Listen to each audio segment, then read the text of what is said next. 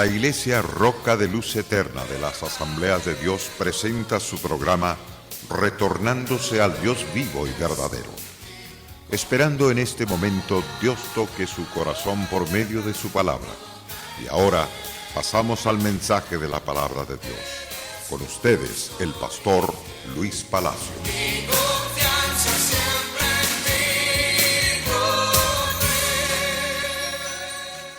En la primera carta del apóstol Pablo a Timoteo, en el capítulo 6, verso 3 al versículo 4. Recuerde que venimos estudiando la primera carta a Timoteo, carta que fue escrita especialmente a este varón para corregir ciertamente todo aquello que no andaba correcto dentro de la iglesia. Y me refiero a las falsas doctrinas y a las enseñanzas que no encajaban con la verdad de Dios, tendrían que ser removidas. El hombre que había estudiado las Santas Escrituras bien a fondo, a pesar que era un joven Timoteo, pero era un hombre centrado en la verdad, parado en la verdad. Y Pablo lo ha establecido como ministro en algunas iglesias, especialmente en esta ocasión, cuando escribe esta carta, le dice que lo ha dejado con propósito de corregir lo deficiente en Éfeso. En la iglesia de Éfeso estaban pasando cosas bastante tremendas y por lo tanto escoge un hombre que es capaz de enseñar correctamente y decir a los que son falsos maestros, siéntense o se arrepienten y buscan de corazón la verdad para caminar con ella y practicarla, enseñarla a otros. Y si no, la puerta está abierta, pueden irse de este lugar. No hay lugar para los falsos maestros, para las falsas doctrinas dentro de la iglesia. Y este es el propósito de Pablo al escribirle esta carta a Timoteo, para que arregle los asuntos que es importante arreglar. Por ejemplo, en el capítulo 6 de esta primera carta a Timoteo, en el verso 3 y 4, donde nos habla de ser piadoso y tener contentamiento. Pero le dice Pablo ciertamente a este varón llamado Timoteo: si alguno enseña otra cosa que no es conforme a las sanas palabras de nuestro Señor Jesucristo y a la doctrina que es conforme a la piedad, dice el apóstol en este interesante versículo, el versículo 4, nos dice: está envanecido, nada sabe, delira acerca de cuestiones y contiendas de palabras, de las cuales nacen envidias y pleitos. Esto es lo que acarrea los falsos maestros, los falsos educadores. En vez de formar al pueblo correctamente en la verdad, entonces hacen que hay polémicas, hay contiendas, pleitos, disensiones y divisiones. Y por lo tanto Pablo dice que todo aquel que no se conforma a la doctrina, que es conforme a la piedad, conforme al amor de Dios, conforme al evangelio, está envanecido. Está envanecido en todo aspecto. Nada sabe, delira acerca de las cuestiones que está enseñando.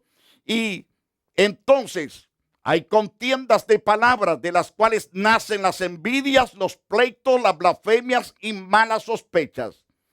Qué terrible es cuando el hombre se vuelve un falso que no es correcto delante de Dios y por lo tanto enseña cosas tremendas. Tremendas que no son de prosperidad, no son de bien, no son para esperanza, no son para cambios maravillosos, sino para mal. Entonces, en la primera carta a Timoteo, en el capítulo 6, verso 20, el apóstol continúa hablándonos acerca del encargo final de Pablo a Timoteo. Oh Timoteo, guarda lo que se te ha encomendado, evita las profanas pláticas sobre cosas vanas y los argumentos de la falsamente llamada ciencia. No debes de estar perdiendo tu tiempo discutiendo con esas gentes. Entonces, todo buen predicador, todo buen ministro de Dios, aunque hablen groserías contra él, no se pone al tú por tú. Yo veo a muchos hombres de Dios que como los pisotean por el internet, por la radio, por las revistas, por periódicos y en cuanto por la televisión, pero estos hombres nunca los he oído estar discutiendo.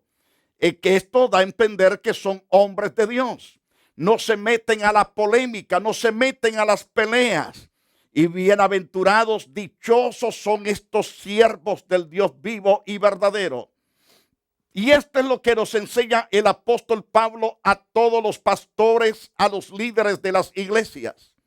Guarda lo que se te ha encomendado, evitando las profanas pláticas sobre cosas vanas y los argumentos de la falsamente llamada ciencia. Así el apóstol nos enseña, y de ahí es que viene la pregunta: ¿qué aprende acerca de lo que más le preocupaba al apóstol Pablo? ¿Qué le impacta de la vida y actitudes del apóstol? ¿Qué piensa usted que aprenderá para su vida personal? ¿Qué piensa usted que usted podrá aprender, recibir ciertamente esta enseñanza personal al estudiar las cartas con más detalles, con más profundidad? ¿Tiene dudas acerca de resolver ciertos problemas o acerca del significado de algunos pasajes de la carta? Entonces debemos estudiarla a fondo. Muy bien. En el libro de los Hechos deja inconclusa la vida de Pablo. Y eso lo vemos ciertamente que en sus últimas frases menciona que estaba preso en Roma esperando juicio, esperando ser ejecutado. Y esta es la última ocasión que cae preso. Y entonces dice: estoy esperando la sentencia de juicio. Aunque tenía la ventaja de vivir en una casa alquilada y podía recibir visitas, se discute qué fue lo que pasó al final de esos 2 años. Algunos creen que fue ejecutado, sin embargo, existen varias evidencias que nos llevan a creer que fue liberado y que tuvo oportunidad de viajar y predicar, como se describe en los primeros párrafos de este capítulo de 1 de Timoteo. Pero podemos considerar, en primer lugar, si no hubiera seguido su ministerio después de esa prisión, entonces sería difícil ubicar las 3 cartas pastorales, la primera y segunda de Timoteo y Tito, en la cronología ciertamente de la vida de Pablo. En ellas se mencionan movimientos de él y sus colaboradores que no corresponden a sus actividades antes de estar prisionero en Roma. Algunos eruditos reúnen varios argumentos para mostrar que Pablo no escribió estas cartas. No obstante, estas llevan su nombre y contienen evidencias de ser auténticos escritos del apóstol Pablo. Además, desde la antigüedad, las iglesias cristianas, casi sin excepción, han aceptado estas 3 cartas, estas 3 epístolas, como correspondencia genuina de Pablo. Nosotros también las creemos y no dudamos de esa verdad. También el Nuevo Testamento indica que Pablo no había, es decir, que no habían acusaciones que motivaran que los romanos los ejecutaran, según vemos en el año 62 después de Cristo. Probablemente fue un poquito más adelante que fue ejecutado este siervo de Dios. Gracias a Dios que fue un gran paladín, un gran vencedor. En Hechos capítulo 26, versos 31 y 32, cuando se retiraron aparte, hablaban entre sí diciendo: ninguna cosa digna de muerte ni de prisión ha hecho este hombre. Y Agripa dijo a Festo: ¿podía este hombre ser puesto en libertad si no hubiera apelado a César? entonces había oportunidad de libertad. Había oportunidad de ser libre, según este interesante pasaje. Ahora bien, las persecuciones de los cristianos efectuadas por los romanos no comenzaron sino hasta el año 64, cuando, según el historiador Tácito, Nerón los acusó de prender fuego a la ciudad de Roma. Estas tres cartas hacen mención de visitas de Pablo a varios lugares de Grecia, Macedonia y Asia. Es evidente que tuvo oportunidad de llevar a cabo muchos de los planes que había hecho cuando estuvo ciertamente en Roma. Después de esto, de una visita a Éfeso, podemos contemplar que Timoteo, Pablo lo dejó ahí para continuar enseñando la verdad y combatiendo la amenaza doctrinal en las iglesias. Entonces Pablo viajó a Macedonia y escribió esta primera carta a Timoteo para orientarle mejor acerca de su ministerio en Éfeso. Ahora, el apóstol también le escribió entre los años 63 y 65 después de Cristo. Después de esa época de libertad y ministerio, el apóstol ciertamente fue encarcelado. Fue encarcelado este siervo, y entonces, al ser encarcelado otra vez, escribió segundo de Timoteo antes de morir, en el año 66 o 67 después de Cristo Jesús. Entonces, su primer viaje fue, en este caso, hablando de las etapas del ministerio misionero de este hombre de Dios. Su primer viaje fue a Chipre, Panfilia y Galacia. El segundo viaje fue hecho a Asia Menor, allá Macedonia. En este caso escribió primera y segunda de Tesalonicenses. En su tercer viaje escribe Éfeso, es decir, en su tercer viaje, él visita en este caso a Éfeso, Macedonia y Grecia. También escribió primero y segundo de Corintios, Romanos y tal vez Gálatas. Y en cuarto lugar está el encarcelamiento en Jerusalén. Él visitó a Jerusalén ya con cadenas, visitó Cesarea, visitó Roma, y entonces escribió Efesios, Colosenses y Filimón, estando ya en la prisión. Ahora tiene libertad. Entonces visita otra vez a Asia Menor, Creta, Macedonia y posiblemente España. Entonces escribió primero de Timoteo y Tito. Esas cartas fueron escritas por Pablo también. En sexto lugar, tenemos el encarcelamiento a través de Pablo. Entonces, y es llevado a Roma y escribe entonces la segunda carta que llamamos segunda de Timoteo. El propósito y tema de la carta es común llamar a las cartas a Timoteo y a Tito epístolas pastorales. En realidad, este nombre es reciente y fue empleado por primera vez al inicio, ciertamente, del siglo XVIII. Es aprobado llamarlas pastorales porque está escrita a los ministros, porque contienen desafíos para la vida y ministerio de los que han sido llamados y equipados por Dios. Por eso podemos llamarle pastorales, porque fueron escritas a los pastores y para la iglesia local. Por otro lado, podemos declarar esta preciosa verdad, que es importante reconocer que Timoteo y Tito no fueron pastores en el sentido usual de la palabra, sino representantes oficiales del apóstol Pablo. Él los dejó en Éfeso, en Creta, para poder llevar a cabo ciertas actividades que no podía Pablo cumplir por sí mismo, porque tenía que ausentarse. Además del ministerio de ellos, cada congregación ciertamente, sus pastores, es decir, sus obispos, los ancianos Y eso lo encontramos en Hechos capítulo 20, verso 17. Cuando el apóstol reúne a todos los pastores y líderes, a los ancianos de las diferentes iglesias. Entonces, los reúne en el lugar llamado Mileto, donde él dio su discurso de despedida. Enviando pues desde Mileto a Éfeso, hizo llamar a los ancianos de la iglesia. ¿Para qué? Para instruirlos.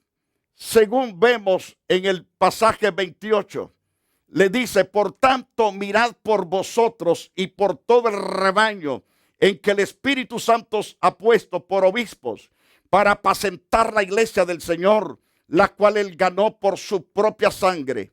Entonces vemos a Pablo dando las últimas instrucciones en toda esa región a esos hombres que estarían al frente de la iglesia, que después de su partida, les dijo Pablo, se levantarían hombres perversos queriendo arrastrar a las ovejas y enseñando perversidades.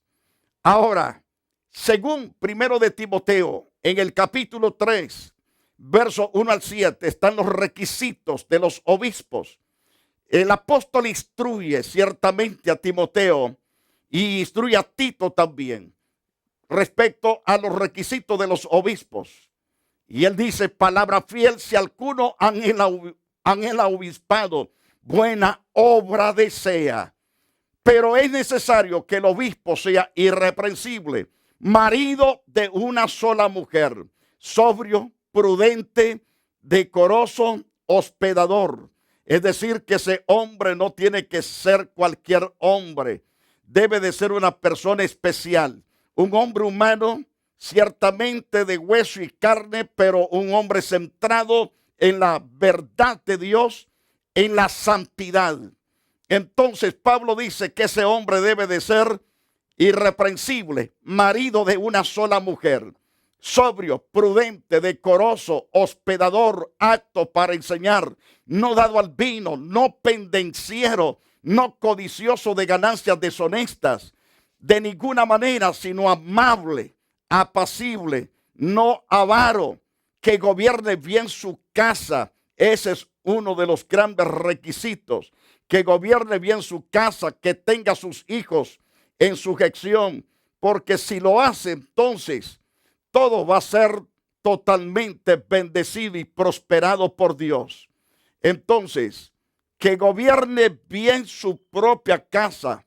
Si no sabe cuidar entonces de su propia casa, ¿cómo podrá cuidar de la iglesia de Dios?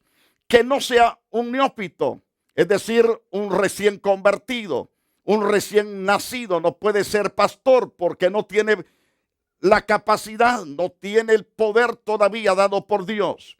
Que no sea un neófito, sino sea para que no se envanezca, para que no sea un envanecido. Porque si se envanece por el cargo que tiene, caerá en las redes de Satanás y será arrastrado y derrotado. Y entonces, por lo tanto, no tiene que ser un neófito, es decir, un recién convertido.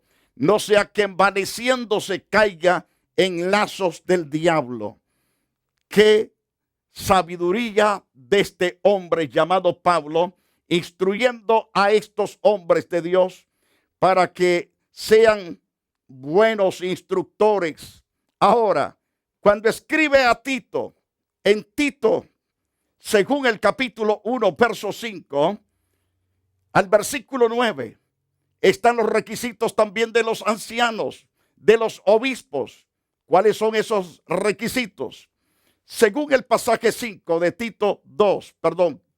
Tito capítulo 1, versículo 2. Déjeme rectificar la cita. Es Tito capítulo 1, verso 5 al versículo 9. Ese es el pasaje que quiero que usted lo medite. Y dice Pablo en esta carta a Tito: por esta causa te dejé en Creta. ¿Para qué? Para que corrigieses lo deficiente y establecieses ancianos en cada ciudad, así como yo te mandé. El que fuere irreprensible, marido de una sola mujer, y que tenga hijos creyentes que no estén acusados de disolución ni de rebeldía, porque es necesario que el obispo sea irreprensible como administrador de Dios. No debe de ser soberbio, no iracundo, no dado al vino, no pendenciero, no codicioso de ganancias deshonestas, sino hospedador, amante de lo bueno, sobrio, justo, santo y dueño de sí mismo. Así nos enseñan las Santas Escrituras. Haciendo estas verdades, obedeciendo estas verdades, seremos ministros prosperados, bendecidos todo el tiempo, porque Dios va a respaldarnos por causa de nuestra lealtad. Entonces, la instrucción contenida en estas cartas fue escrita por educar las iglesias o para orientar a Timoteo y Tito, pero también para que fueran transmitidas a los miembros de cada iglesia. Alabado sea el nombre de Jesús. Y antes de terminar, quiero citarles dos pasajes más. Segundo de Timoteo 4:22. El apóstol dice: el Señor Jesucristo esté con tu espíritu y la gracia sea con vosotros. Amén. El deseo de Pablo para Timoteo era que el Espíritu de Dios fuese totalmente revestido de la gracia de Jesucristo. El Señor Jesucristo esté con tu espíritu, es decir, con tu corazón, en tu alma, porque de nada serviría ser un buen maestro de la verdad de Dios sin la presencia de Dios. Es necesario tener la presencia de Dios, porque teniendo la presencia de Dios, seremos más que vencedores, porque el que peleará nuestras batallas, el que restaurará las vidas, es el Señor que estará con nuestro espíritu. En Tito capítulo 3, verso 15, encontramos las salutaciones y la bendición final. Todos los que están conmigo te saludan, le dice a Tito, saluda a los que nos aman en la fe. La gracia sea con todos vosotros. Amén. Ese es el deseo de Pablo, ciertamente, en estas cartas para todas las iglesias y especialmente para los pastores. ¿Qué motivó entonces a Pablo a escribir primero de Timoteo? Hay dos breves pasajes que expresan los objetivos que tuvo para enviar las cartas. Por ejemplo, el pasaje que hemos tenido en cuenta durante ya en algunas conferencias es primero de Timoteo, capítulo 1, versos 3 y 4, recalcando: como te rogué que te quedases en Éfeso cuando fui a Macedonia, para que mandases algunos que no enseñan diferentes doctrinas, ni presten atención a fábulas y a genealogías interminables que acarrean disputas más bien que edificación, en vez de edificación de Dios que es por la fe. Así te encargo que no permitas las enseñanzas huecas y vacías. Otro interesante pasaje lo veremos más adelante. Entonces Pablo recuerda a Timoteo el propósito por el cual lo ha dejado en aquel lugar llamado Éfeso, para que mandase a algunos que no enseñasen diferentes doctrinas ni presten atención a las fábulas, a las genealogías interminables. Es evidente que todavía persistía un problema doctrinal en esos días. También vemos en el capítulo 3, versos 14 al 16. El apóstol nos sigue hablando, diciendo de esta manera: esto te escribo, aunque tengo la esperanza de ir pronto a verte, para que si tardo sepas cómo debes conducirte en la casa de Dios, que es la iglesia del Dios viviente, columna, baluarte de la verdad. Y por lo tanto, vemos entonces que le dice claramente el apóstol: indiscutiblemente también grande es el misterio, grande es el misterio de la piedad. Dios fue manifestado en carne. Estas verdades dan a entender que se trata de Jesucristo, quien fue justificado en el Espíritu, también fue visto por los ángeles, predicado a los gentiles, creído en el mundo, recibido arriba en gloria, alabado sea Dios. Se trata de Jesucristo. Entonces Pablo le dice a Timoteo que ciertamente sepa conducirse correctamente en la congregación, en la iglesia de nuestro Salvador Jesucristo. Entonces Pablo explica: esto te escribo, aunque tengo la esperanza de ir pronto a verte, para que si tardo sepas cómo debes conducirte en la casa de Dios, que es la iglesia del Dios vivo, del Dios viviente, columna y baluarte de la verdad. Qué interesantes verdades eternas. Quedamos claros, mis amados televidentes, de que Dios no quiere la corrupción en la iglesia. Dios no ama nada el engaño. Él siempre ama la verdad toda la vida, porque Él es fuente de la verdad. Su palabra es verdad, su espíritu es verdad. Y Jesús dice: yo soy el camino, la verdad y la vida. Nadie va al Padre si no es por mí. Entonces vemos a la luz de estos interesantes pasajes de que realmente el apóstol, por parte de Dios, se propone que la iglesia viva en transparencia, en pureza, en santidad, en rectitud y con la verdad. La iglesia no debe de existir jamás el engaño. Cualquier mentiroso, si no se arrepiente, debe de abandonar mejor el lugar. No hay lugar para los mentirosos, a menos que se arrepientan de sus pecados, para andar en la verdad. Alabado sea Dios. Quiero orar por usted. Si usted es un líder que ha estado caminando en doctrina errónea, ha estado predicando y enseñando incorrectamente bien, es decir, mal, debe de arrepentirse. Si usted está enseñando mal, debe de arrepentirse para que Dios lo perdone, lo limpie y lo salve. Quiero orar por usted por misericordia. Padre precioso, te damos la gloria por esta verdad que hemos transmitido. Te ruego en el nombre santo de Jesús que tengas piedad de aquellos que han escuchado esta verdad y su corazón se ha estremecido. Te ruego que tengas piedad de ellos, perdona sus pecados y guíalos a partir de ahora, oh Dios, con tu Santo Espíritu. Y que tu Espíritu, Señor, haga totalmente grabar la verdad en sus corazones para que prediquen la verdad y enseñen lo correcto delante de ti y delante de todos los hombres. Muchas gracias, Padre, en el nombre de Jesucristo. Te alabo y te bendigo. Mis amados televidentes, que Dios lo bendiga y hasta la próxima edición. La Iglesia Roca de Luz Eterna de las Asambleas de Dios y su pastor Luis Antonio Palacio presentaron su programa Retornándose al Dios vivo y verdadero. Nos gustaría conocerlos. Visítanos en el 605 East 42 Street, Los Ángeles, California 90011. Si desea una copia del programa de hoy, escríbanos a la misma dirección. También a través de Facebook, Iglesia Roca de Luz Eterna, Asambleas de Dios. Escúchanos las 24 horas en www.radioroca.org. Dios te bendiga.